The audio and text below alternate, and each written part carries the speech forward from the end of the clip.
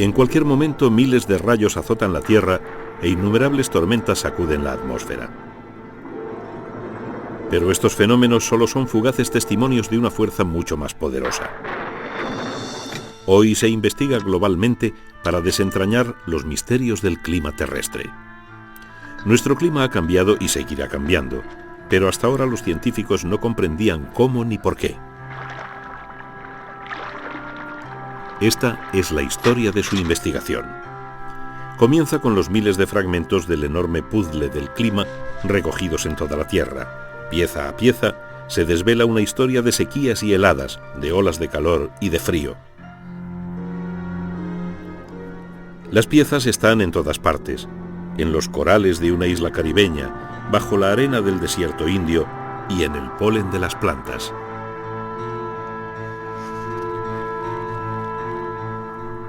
Las encontramos en una cueva en Nueva Zelanda y en los picos más elevados de los Alpes. Se esconden en las rocas de este desierto antártico y en las conchas de los microscópicos seres del fondo marino.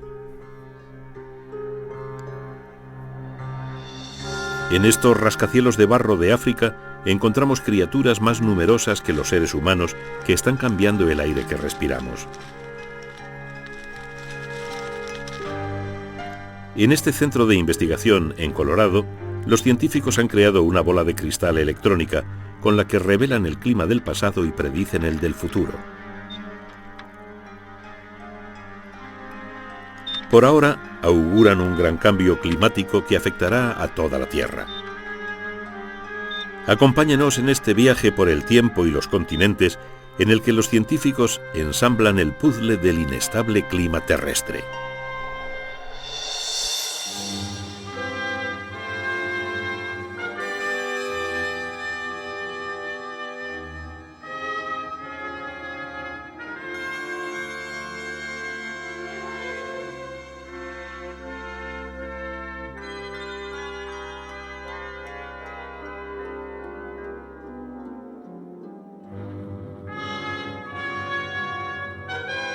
El misterio del clima.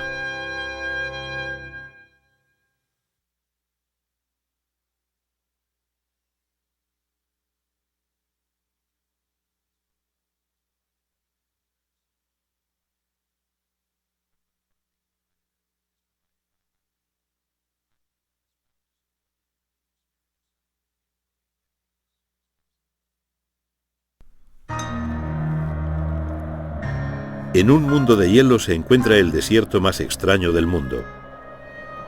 Vientos de 320 km por hora y temperaturas de 100 grados centígrados bajo cero hacen de esta zona de la Antártida uno de los lugares más inhóspitos del mundo. Aquí descubrimos una sorprendente relación de clima y vida. Ni los sofisticados equipos que hemos enviado al espacio hubiesen encontrado lo que los científicos han descubierto aquí. Todos los veranos antárticos desde 1976, los científicos se han desplazado hasta este lugar para estudiar una forma de vida muy primitiva, única en el mundo. El clima de la Antártida es tan hostil que algunos organismos han tenido que refugiarse en los poros de estas rocas. Cada año durante 5 días, el sol calienta las piedras lo suficiente para que estos pequeños organismos despierten de su gélido sueño. Se alimentan de la piedra y de la ligera humedad del aire. Rápidamente aprovechan para reproducirse y vuelven a su sueño hasta que el sol del año siguiente vuelva a despertarlos. A solo 2 milímetros de la superficie, los microbios se resguardan del duro clima. Cada banda oscura es un minúsculo ecosistema. Largos filamentos de hongos se mezclan con bloques de algas para formar los líquenes que crecen entre los cristales de roca. Los microbios incluso cambian de forma para encajar en este hábitat. Para averiguar cómo puede haber vida en estas condiciones, los científicos proporcionan nutrientes a los organismos. Quizás estos organismos crezcan tan lentamente porque les falte algún nutriente esencial. Puede que dentro de unos años comprobemos que hemos estimulado su crecimiento. Los científicos realizan otro experimento y crean invernaderos artificiales para alargar la época de crecimiento de los microbios. Quieren observar cómo evolucionará la vida con el cambio climático. Si dejamos estos cacharros fuera 3 o 4 años, el calor generado por el efecto invernadero debería calentar la piedra. Y si todo va bien, los organismos crecerán más.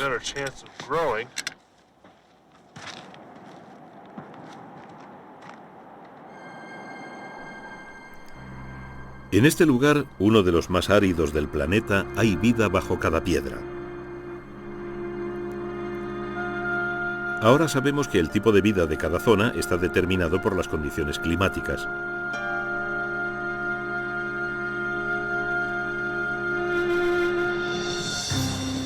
Tras siglos de evolución, los seres vivos hemos desarrollado estrategias para adaptarnos al clima.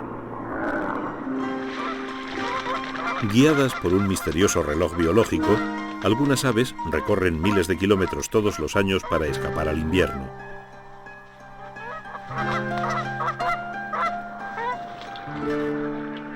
Los animales que no pueden escapar se las ingenian de otras maneras para enfrentarse al reto de un clima extremo. Algunos optan por el forraje o la hibernación.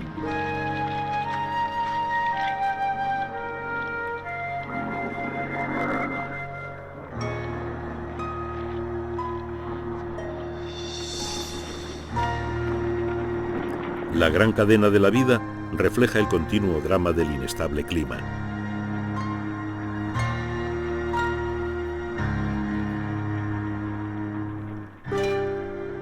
El destino de la raza humana también está determinado por nuestro inconstante planeta. El nacimiento de la civilización coincidió con una época climática excepcionalmente buena que pudo fomentar su desarrollo. Las primeras civilizaciones brotaron en una zona que hoy tiene un clima muy duro, las ardientes arenas de Oriente Medio. También es probable que los efectos del cambio climático hayan influido en la historia humana. Al sur del Himalaya, entre la India y Pakistán, se encuentra el gran desierto del Rajastán, uno de los más poblados del mundo. Durante miles de años, la humanidad ha sobrevivido en esta tierra estéril. En la escasa hierba, crían animales domésticos y atesoran la poca agua que encuentran. Aquí el agua vale más que el oro. Solo llega una vez al año.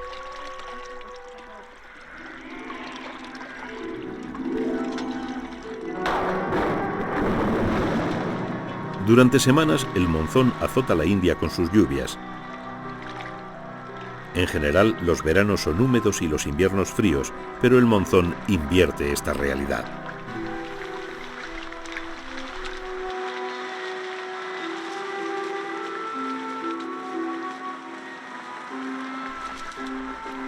Desde hace siglos, el monzón alimenta al pueblo indio.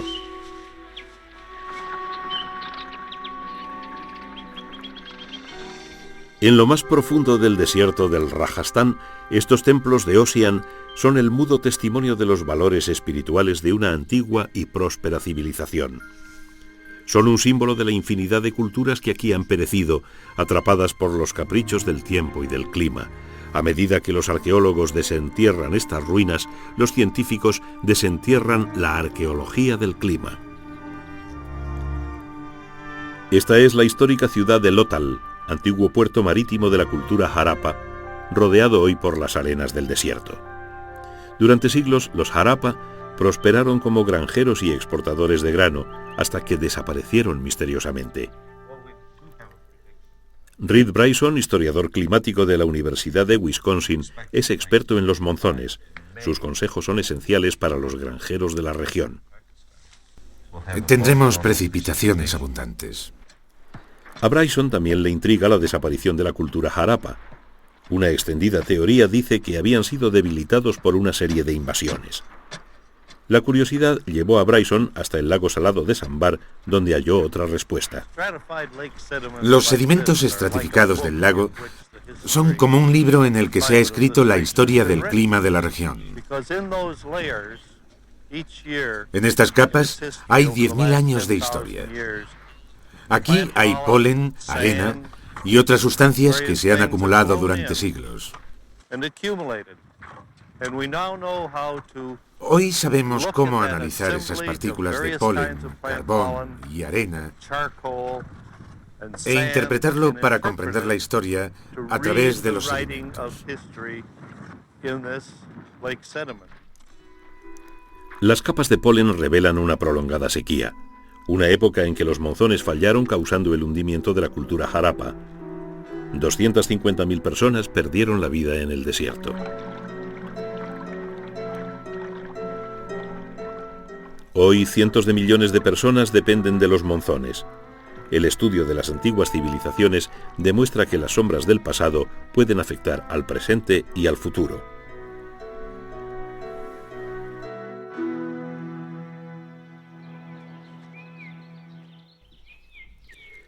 Los datos aprendidos en el Rajastán representan un instante en la historia del clima. En una cueva caliza al norte de Nueva Zelanda, el lento goteo del agua ha dejado constancia de un periodo histórico más largo. Aquí los científicos se convierten en exploradores. Con faros en los cascos y equipos de seguridad, remontan sus estudios al pasado geológico más remoto posible. Hablan los geoquímicos Chris y Vivian Hendy. Este es el lugar. Aquí es donde colocamos los tubos de plástico para recoger el agua que analizamos para la datación por carbono. Luego tuvimos que localizar una estalactita o estalagmita que se remontase al pasado más remoto posible para el análisis isotópico del oxígeno. Sería difícil coger una de estas finas estalactitas, así que es mejor optar por una estalagmita. Aquí hay una bastante grande. A medida que el suelo filtra el agua y los minerales de la superficie, crea la delicada arquitectura de la cueva. Los depositados en épocas frías difieren de los de las épocas cálidas. La relación química de estos minerales da un informe histórico del clima terrestre. Gota a gota, la cueva se transforma ante nuestros ojos. Formaciones como esta han sido moldeadas durante miles de años y con ellas un archivo completo de todas las variaciones en temperatura y humedad del pasado.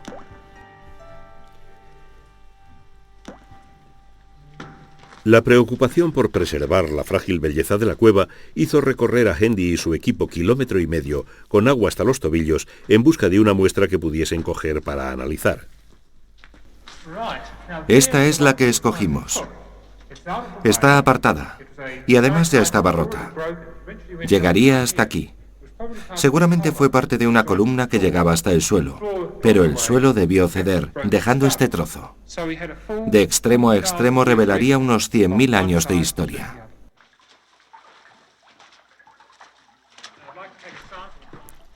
Hendy recoge agua de estas viejas estalactitas. El contenido mineral le ayuda a fijar la antigüedad de las formaciones.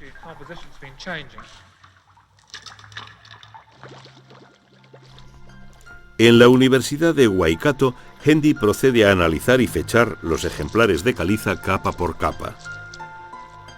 Sus investigaciones confirmarían la versión de la historia contada por artistas de otro tiempo y otro lugar. Cuando los pintores holandeses pintaban sus famosos paisajes, no podían imaginar que estaban documentando un profundo cambio en el clima terrestre. Hoy no es normal que se congelen los canales holandeses, pero durante más de 3 siglos, en torno al 17, se sucedieron en Europa unos inviernos muy duros que los científicos califican como la pequeña edad de hielo. Hace 100 años, el concepto de una edad de hielo era algo inconcebible. Solo algunos científicos intrépidos habían contemplado esa posibilidad, pero no se les tuvo en cuenta. A mediados del siglo XIX se comenzó a intuir que hubo una época en la que el clima de la Tierra era muy distinto, una época en la que el hielo dominó el mundo. Durante siglos, la humanidad contempló con desconcierto estas gigantescas paredes y estas inestables rocas.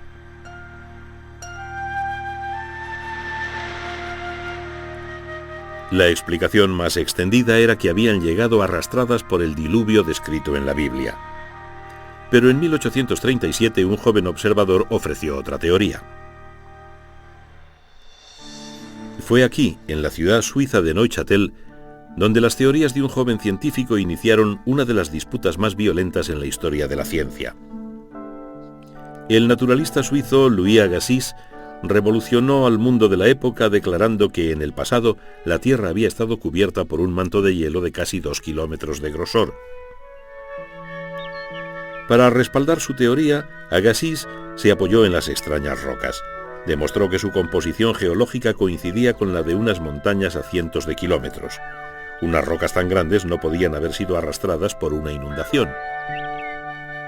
Cerca de allí, el joven localizó unas grandes sábanas de piedra marcadas con hendiduras. También encontró un lecho de roca muy llano, como laminado por un cuchillo gigante.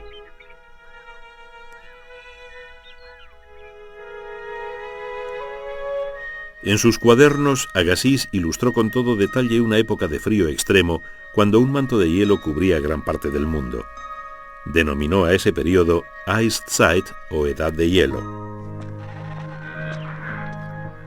Lo que para la comunidad científica era una idea disparatada, para los habitantes de este lugar era algo obvio. Desde hacía años, los cazadores de esta zona habían identificado a las extrañas rocas como trozos de montañas lejanas que se habían desplazado hasta aquí con los glaciares. A las rocas perdidas como a las ovejas descarriadas se las llamó expósitas.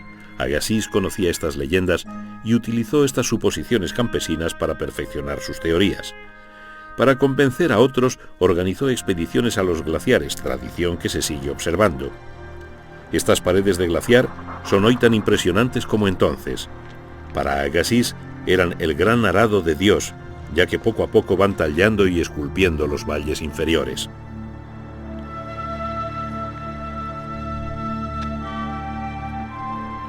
Agassiz revolucionó aún más a sus contemporáneos diciendo que los glaciares eran restos de una época en la que el hielo no solo cubría Suiza, sino toda Europa entre el Polo Norte y el mar Mediterráneo. Todos los veranos los científicos visitan los glaciares de esta zona, recorren las rocas y senderos del paraje que tanto intrigó a Louis Agassiz.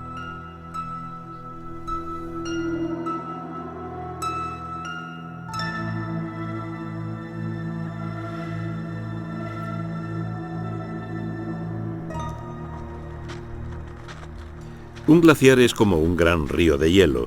Con su movimiento imperceptible, erosiona todo lo que encuentra en su camino.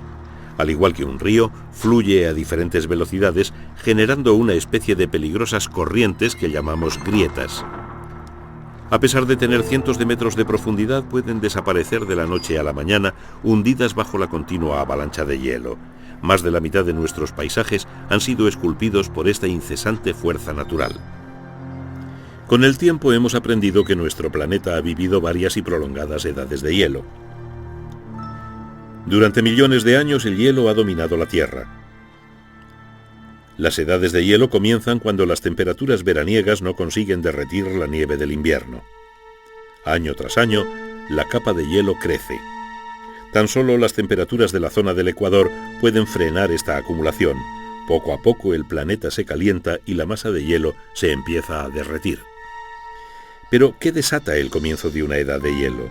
Aún no conocemos ningún fenómeno terrestre que pueda explicar estas variaciones climáticas.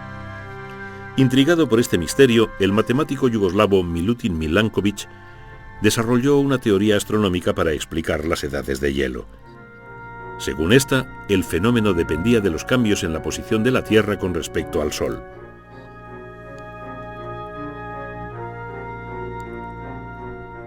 Desde hace tiempo sabemos que las estaciones dependen de la inclinación de la Tierra sobre su eje, pero cada 41.000 años varía su grado de inclinación.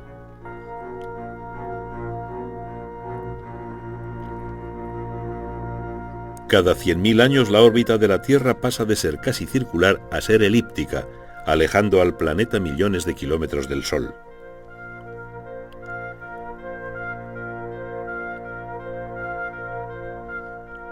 Muy despacio nuestro mundo se bambolea como una peonza por el espacio hasta completar un ciclo cada 20.000 años. La inclinación y el alcance de la órbita terrestre cambian la distribución de la energía recibida del Sol. Milanković descubrió que la variación de estos factores podría desencadenar una edad de hielo. Por falta de pruebas, su teoría pasó al olvido hasta que tuvo lugar un descubrimiento por azar en la isla caribeña de Barbados. En un principio, el descubrimiento de las terrazas de la isla desconcertó a la ciencia. Finalmente se determinó que cada bancal era una antigua playa, ya que en ello se encontraron restos de fósiles de coral similares a los que se encuentran hoy en las costas de la isla. El coral crece únicamente en aguas poco profundas. Por lo tanto, cada bancal muestra los diferentes niveles del mar en el pasado. ¿Es posible que cada bancal represente el periodo de tiempo entre un deshielo y otro? Al datar los fósiles se encontró que coincidían con los ciclos astronómicos de la teoría de Milankovitch, lo cual nos hace pensar que estaba en lo cierto. Otra pieza del puzzle climatológico. Después de la Segunda Guerra Mundial, los científicos batieron el fondo marino para encontrar indicios de climas pasados. Con ayuda de una perforadora consiguieron muestras de fondo marino a miles de metros de profundidad.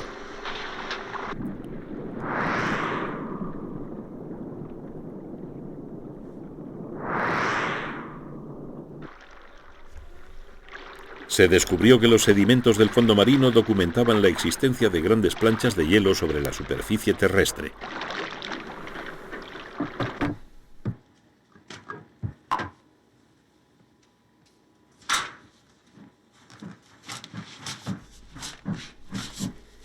En el laboratorio se analizan las muestras obtenidas como cápsulas de un tiempo pasado. Con el análisis de las muestras, descubrimos casi 500.000 de años de climatología terrestre.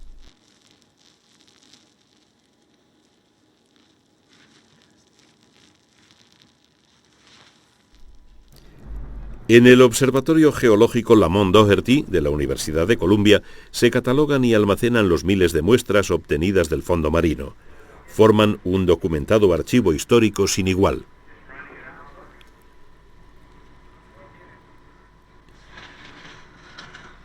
El geólogo James Hayes es un pionero en el análisis de estas muestras.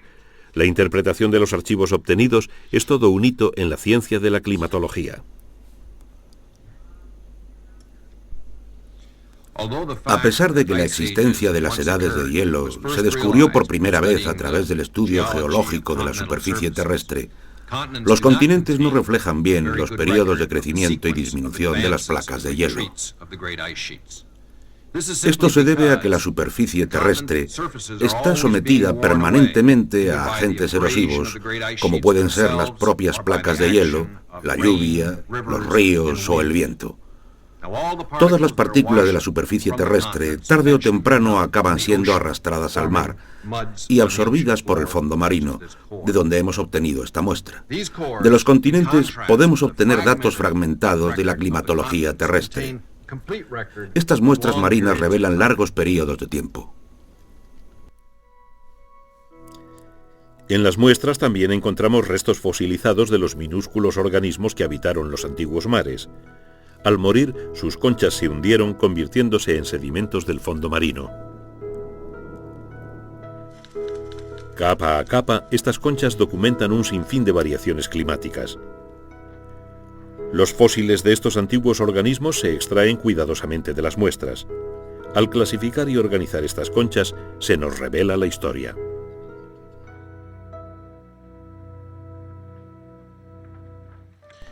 Estos son las conchas de microscópicos organismos llamados radiolarios. En vida, estas criaturas se adaptan a la temperatura y propiedades químicas del agua en que viven. Según cambia el clima y la temperatura del agua, aparecen y se desarrollan nuevas especies.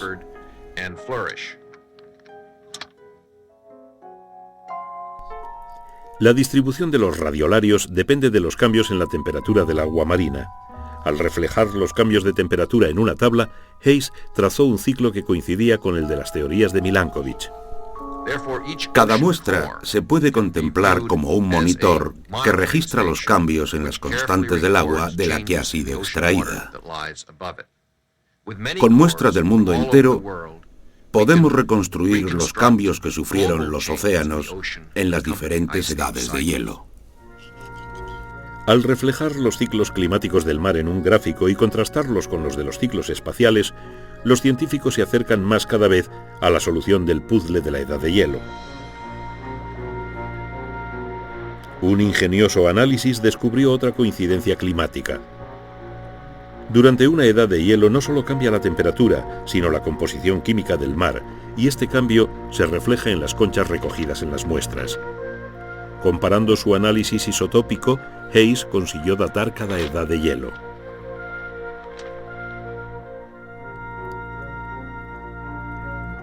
Al realizar los gráficos de las variantes de temperatura y de composición química, se descubrió que ambos ciclos coincidían con las teorías de Milankovitch. Los cambios geométricos de la órbita terrestre determinan el ciclo de las edades de hielo. El río Hudson, en Nueva York, es un ejemplo de este recurrente fenómeno. Habla Hayes. Hace 15 o 17.000 años, en este valle había un río de hielo en lugar del río Hudson. Por entonces, este valle era el desagüe de la capa de hielo que cubría toda Norteamérica y que se retiraba rápidamente hacia el norte. La pregunta es, ¿volverá algún día el hielo a este valle? La respuesta es sí. Porque al igual que la geometría de nuestra órbita alrededor del Sol da lugar a las estaciones, también da lugar a las edades de hielo. Tan cierto es afirmar que el otoño se tornará en invierno como que el hielo volverá a cubrir este valle. Si Hayes y su equipo están en lo cierto, podría tener lugar otra edad de hielo cuyo punto álgido llegaría en unos 100.000 años.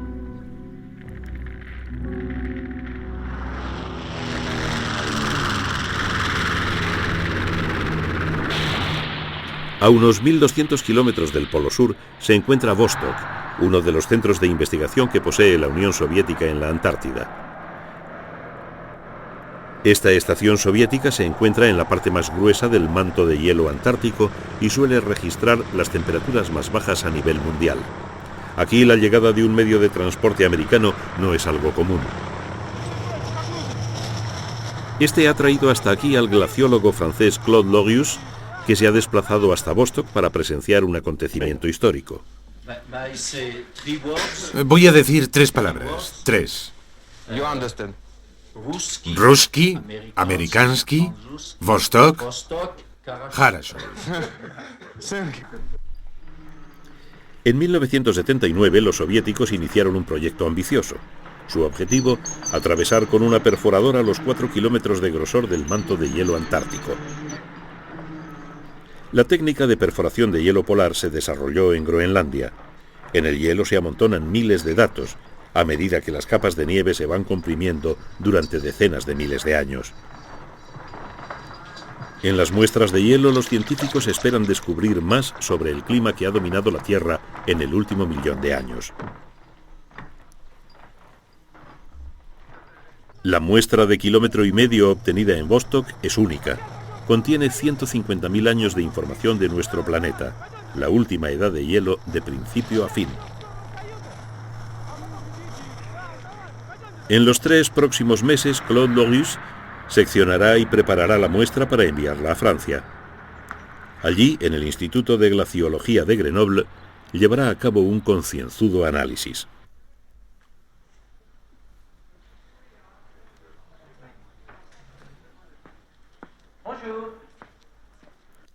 La muestra de Vostok ha sobrevivido a un viaje a través de medio mundo, pero sigue siendo muy frágil. La menor alteración podría acabar con su valiosa información climatológica. Para protegerla, el laboratorio se encuentra a temperaturas bajo cero y ha sido esterilizado. Para eliminar cualquier tipo de agentes contaminantes, solo se analiza el centro de la muestra.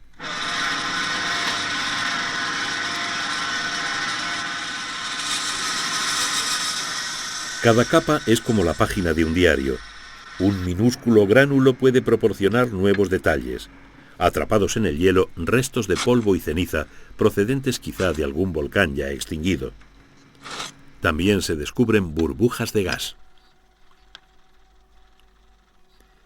Con la luz polarizada de un microscopio, el hielo se convierte en un caleidoscopio de colores y formas. Estos diminutos cristales contienen toda la información necesaria para determinar la temperatura y la composición química de la atmósfera durante la última edad de hielo. Uno de los hallazgos más interesantes es el registro del dióxido de carbono en la atmósfera del pasado. Los resultados del análisis confirman que el nivel de dióxido de carbono en la última edad de hielo era bastante más bajo que hoy. Cómo se ha llegado a los niveles actuales es una incógnita. Según Loris, la investigación es ahora más urgente.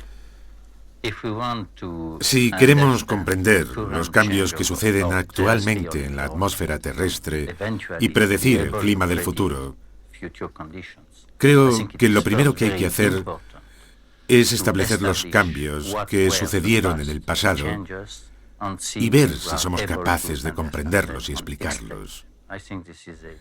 En mi opinión, esto es algo indispensable si queremos predecir el futuro.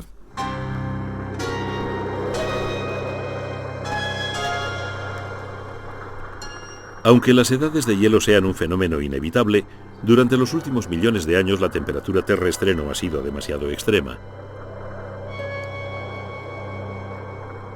Los científicos han descubierto otra paradoja. Hubo un tiempo en que el Sol era más pequeño e irradiaba menos calor que en la actualidad. Si el Sol fuese más débil, poco a poco la nieve se acumularía y el planeta sería cada vez más frío. Finalmente los océanos se helarían y la Tierra acabaría convertida en un brillante planeta de hielo. Pero no parece que esto haya ocurrido. El agua en estado líquido, la base de la vida, existe en nuestro planeta desde el inicio de los tiempos.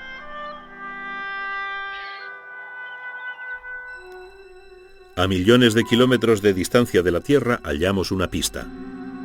Con las primeras expediciones a Venus y a Marte, descubrimos que allí había atmósferas muy distintas a la nuestra. La de Venus es ardiente y nociva. Las rocas ardientes de su superficie están sometidas a temperaturas de casi 500 grados. Este clima de invernadero se debe a las densas nubes ácidas de su atmósfera muy cargadas de dióxido de carbono.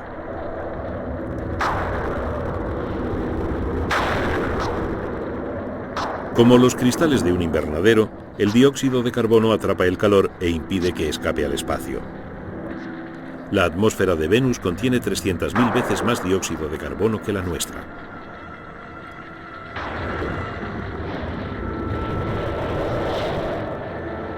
Si alguna vez existió agua en Venus, hace tiempo que hirvió y se esfumó en su infernal atmósfera. En el extremo opuesto está Marte, un planeta helado. Su superficie está minada por volcanes que testimonian un pasado de violenta actividad que debió generar suficiente dióxido de carbono para calentar su atmósfera. La erosionada superficie de Marte hace pensar que en un pasado fue lo suficientemente cálido para que ríos de agua líquida tallasen los profundos cañones, valles y cauces que lo recorren. Pero la antigua atmósfera de Marte desapareció. El agua líquida se esfumó, dejando un planeta gélido y desolado.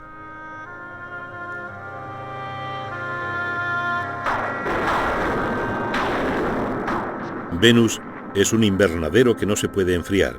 Marte es un congelador que no se puede calentar. Dos extremos de hielo y fuego.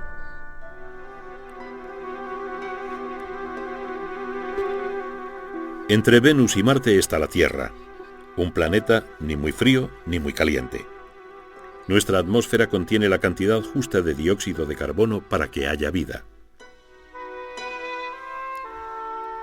A diferencia de Venus y Marte, nuestra atmósfera cambia constantemente. Gracias a la erosión del agua y el viento y a la energía interna del planeta, el carbono almacenado en nuestra Tierra se recicla constantemente a través del suelo, los mares y la atmósfera. Los seres vivos también juegan un papel importante en este ciclo. Este proceso dinámico ayuda a controlar la cantidad de dióxido de carbono en la atmósfera y resuelve el misterio de nuestro antiguo Sol. Si antiguamente la atmósfera terrestre contenía más dióxido de carbono, el planeta estaría más caliente.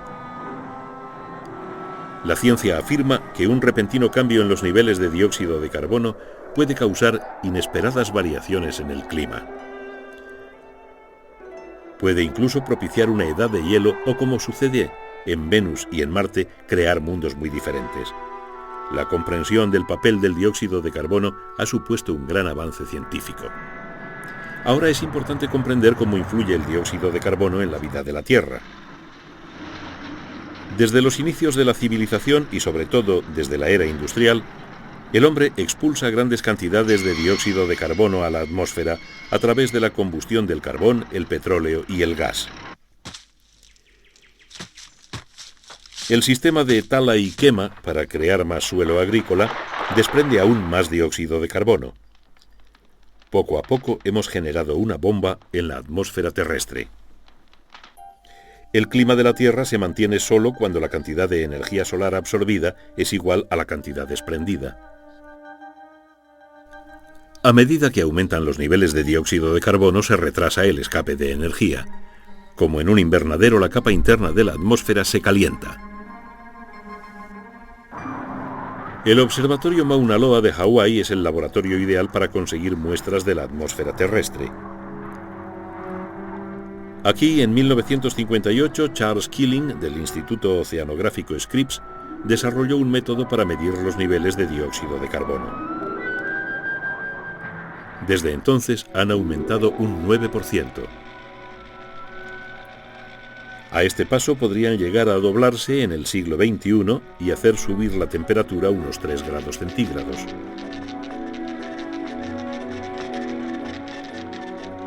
Este calentamiento global del planeta podría desembocar en el mayor cambio climático desde la última edad de hielo. Sería el mayor cambio climático experimentado por el hombre. La previsión de calentamiento es muy debatida, pero todos los científicos están de acuerdo en que estamos realizando un experimento muy serio con nuestra vida y la de nuestro planeta. Es aquí donde antes se verían los resultados del calentamiento global de la Tierra. Desde 1958, año geofísico internacional, la Antártida es un laboratorio natural en el que científicos del mundo entero analizan la dinámica del hielo. Aquí el calentamiento global supondría una gran amenaza. El continente antártico está cubierto por una placa de hielo de más de 3 kilómetros de grosor. La mayor parte de esta placa cubre superficie marina y no terrestre. Es inestable. La ciencia está preocupada porque la Antártida pueda perder el hielo. Se estudia cualquier variación, por mínima que sea, en esta gran placa.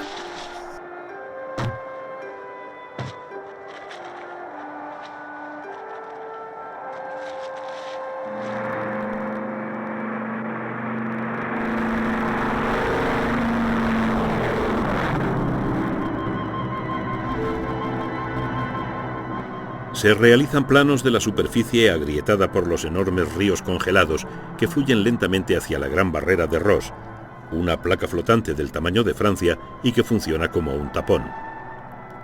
Retiene la enorme masa de hielo que cubre el oeste de la Antártida. El calentamiento podría causar la fusión del lateral de la barrera, cediendo así a la inestable placa de hielo. Si esto ocurriese, la placa antártica se podría romper y derretir, subiendo el nivel del mar unos 6 metros, lo que produciría un tremendo cambio en la geografía de la Tierra.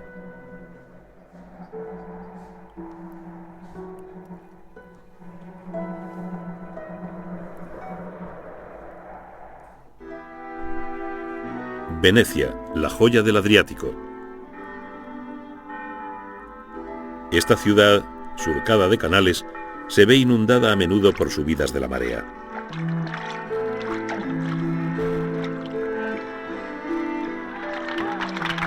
Si se produjese un calentamiento global, estas inundaciones podrían ser aún más frecuentes. Incluso un ligero ascenso en el nivel del mar causaría estragos.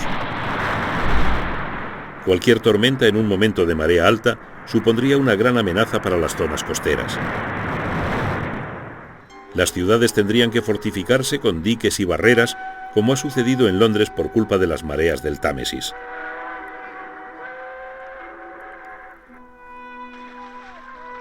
Pero las más perjudicadas serían las zonas costeras con gran densidad de población que estén al nivel del mar. En 1970, 300.000 personas murieron en Bangladesh por un violento tifón.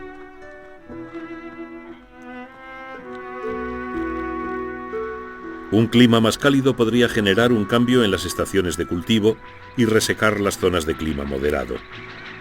La agricultura mundial podría cambiar. Rusia podría sustituir a Estados Unidos como primer productor de grano. Para los países que dependen del riego, el calentamiento sería devastador. Un clima más caluroso y seco pondría aún más presión sobre las zonas áridas. Los desiertos crecerían y las regiones que dependen del agua fluvial podrían pasarlo muy mal. El río Colorado, que lleva agua hasta los desiertos de Estados Unidos, pierde ya más de 2/3 de su caudal debido a la evaporación. Un incremento en dióxido de carbono funcionaría además como fertilizante para las plantas, pero un crecimiento desmesurado de estas generaría una alteración radical en el balance ecológico al que hemos llegado tras millones de años de evolución. Sabemos que el clima da forma a la vida y podemos deducir el impacto que tendría sobre la vida un veloz y radical cambio climático. Aún no hemos determinado con exactitud las consecuencias de un calentamiento global. Algunos saldrían beneficiados y otros muy perjudicados. Las consecuencias de un calentamiento por dióxido de carbono se podrían considerar el mayor reto para los climatólogos de hoy en día. En el Centro Nacional de Investigación Atmosférica en Boulder, Colorado, el meteorólogo Warren Washington diseña los llamados modelos climatológicos para simular la atmósfera terrestre. Este es un ordenador muy rápido. Puede realizar 100 millones de operaciones por segundo. Hoy, gracias al ordenador, podemos hacer cosas que no podíamos hacer antes. Por ejemplo, podemos generar un modelo informatizado de la atmósfera con sus vientos, temperaturas, presiones, lluvias, nevadas, para más de 23.000 puntos del planeta.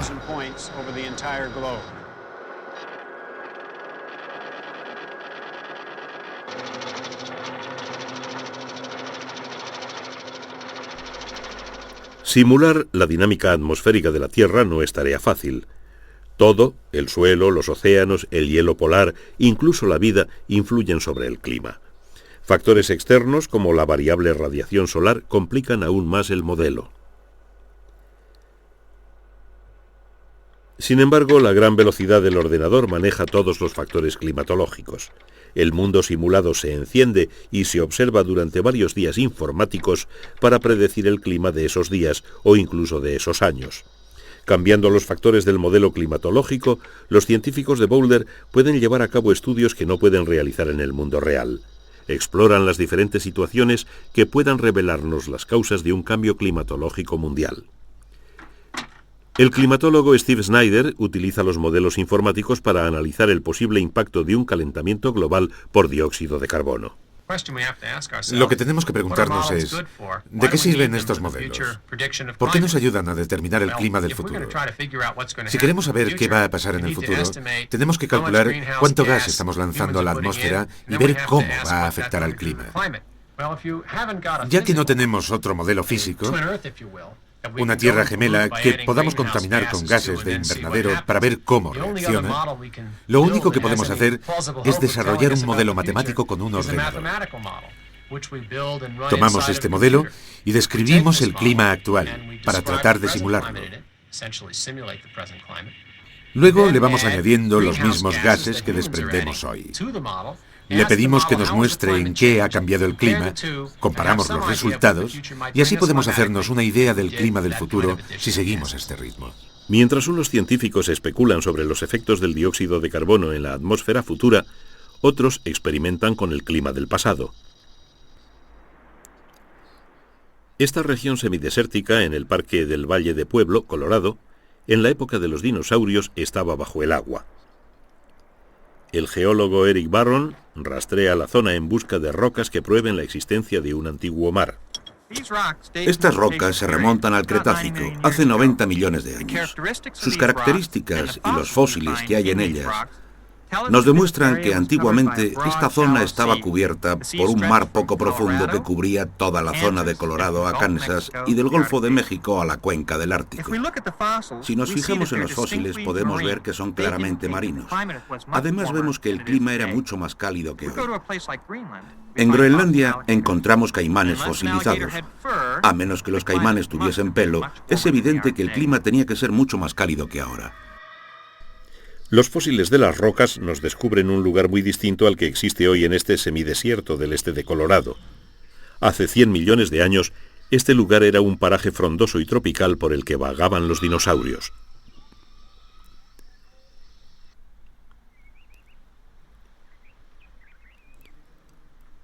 En el Centro Nacional de Investigación Atmosférica, Eric Barron usa un modelo informático para averiguar qué pudo dar lugar a un clima tan cálido.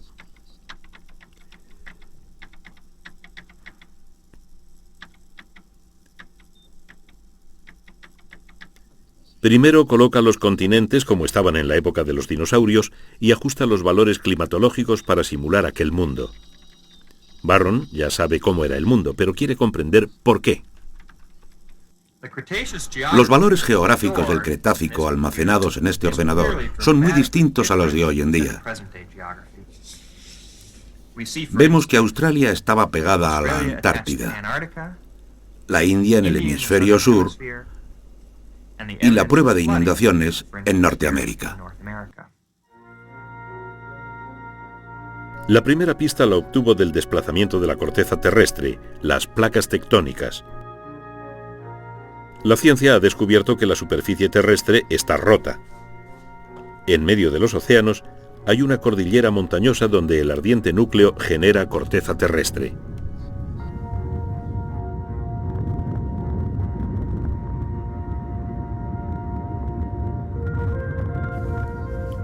Del interior de la Tierra emergen rocas incandescentes que se extienden por el fondo marino.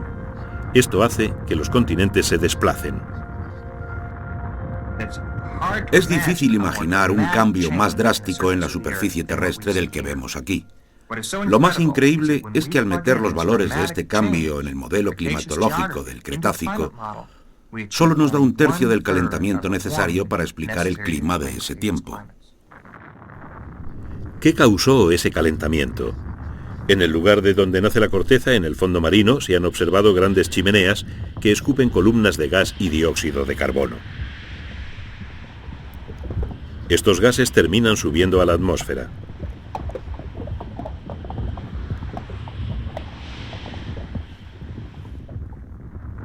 Lo demás lo absorben y reciclan las profundas zanjas del fondo marino.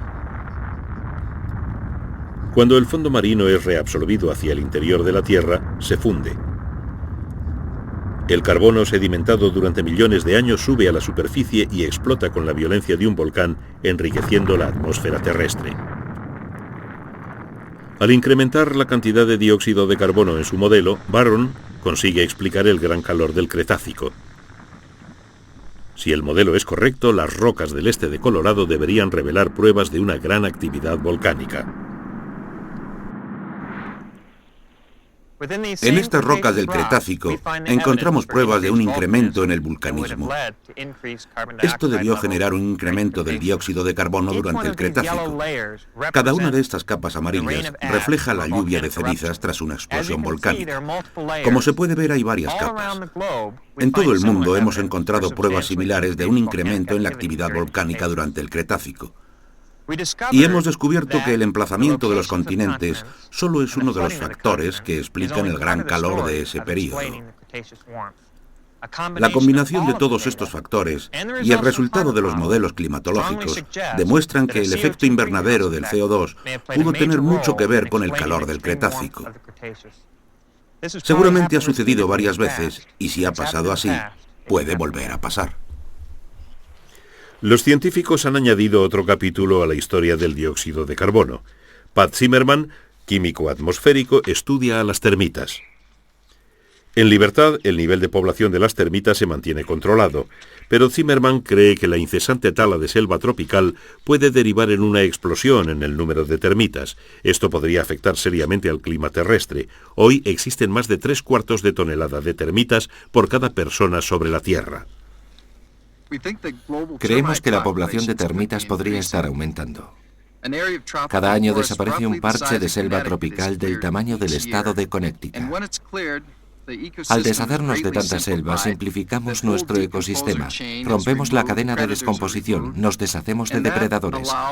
Esto permite que la población de termitas prácticamente explote.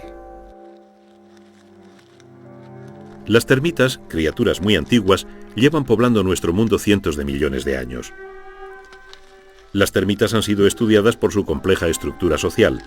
Zimmerman las estudia ahora para determinar su nivel de metano, uno de los muchos gases de efectos similares al dióxido de carbono. El metano se ha doblado en los últimos 150 años y los científicos se empiezan a preocupar por su efecto a largo plazo.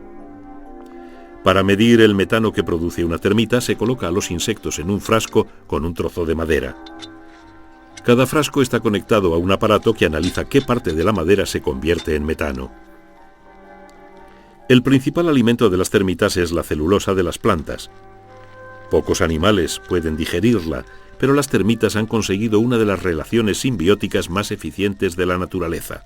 Su aparato digestivo contiene unos microbios que segregan una enzima que convierte la celulosa en azúcares, alimento que absorben las termitas. Un subproducto de esta transformación química es el metano. Aunque el experimento parece bastante simple, nadie lo había llevado a cabo. Hace más de medio siglo se descubrió que las termitas generan metano, pero nadie había medido cuánto. Y nadie había constatado que hay tantas termitas en la Tierra que podrían afectar a la química de nuestra atmósfera. Las investigaciones de Zimmerman son importantes, pero hay pruebas de que hay otros emisores de metano como son los pantanos, el ganado y el creciente cultivo de arroz. Pero el metano es solo uno de los gases que están cambiando nuestro clima. Si siguen aumentando las emisiones de estos gases en el siglo XXI, se podría duplicar el efecto del dióxido de carbono, algo más rápido y preocupante de lo ya previsto. Aunque estas investigaciones estén en sus comienzos y sigan siendo polémicas, está claro que la Tierra y su clima serían completamente distintos si no fuese por la actividad biológica del planeta. Nuestro mundo depende del delicado equilibrio entre atmósfera y biosfera. Las emisiones de las termitas prueban que un solo organismo puede afectar al clima.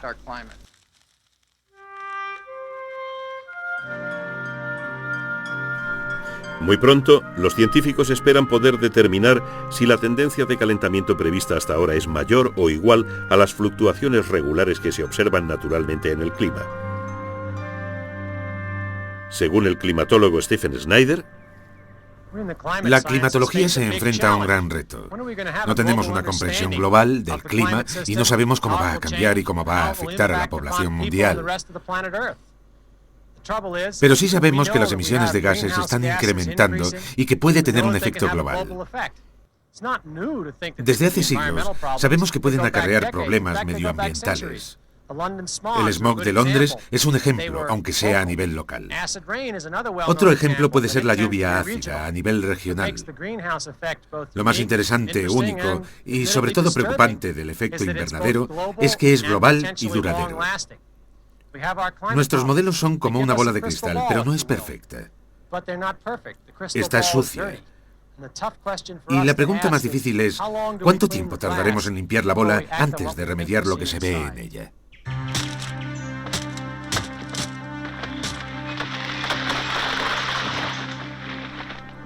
por primera vez el hombre puede predecir la evolución del clima. Aunque los cambios climáticos sean inevitables y su causa difícil de comprender, el ser humano juega un papel importante en el drama del clima. Hoy las nuevas tecnologías ayudan a la ciencia a resolver el puzzle climatológico. Empezamos a comprender los factores que influyen sobre el clima.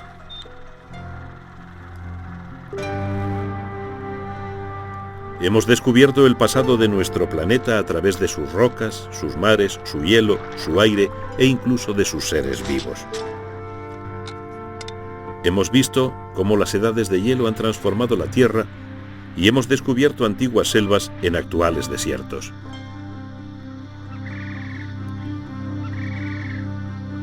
Hemos salido al espacio para otear nuestro futuro. ¿Podría la Tierra convertirse en un planeta de fuego o de hielo? Las últimas investigaciones nos muestran un planeta que cambió en el pasado y que cambiará en el futuro. ¿Cuánto y hasta cuándo? Son aún las grandes incógnitas del complejo rompecabezas del clima del planeta Tierra.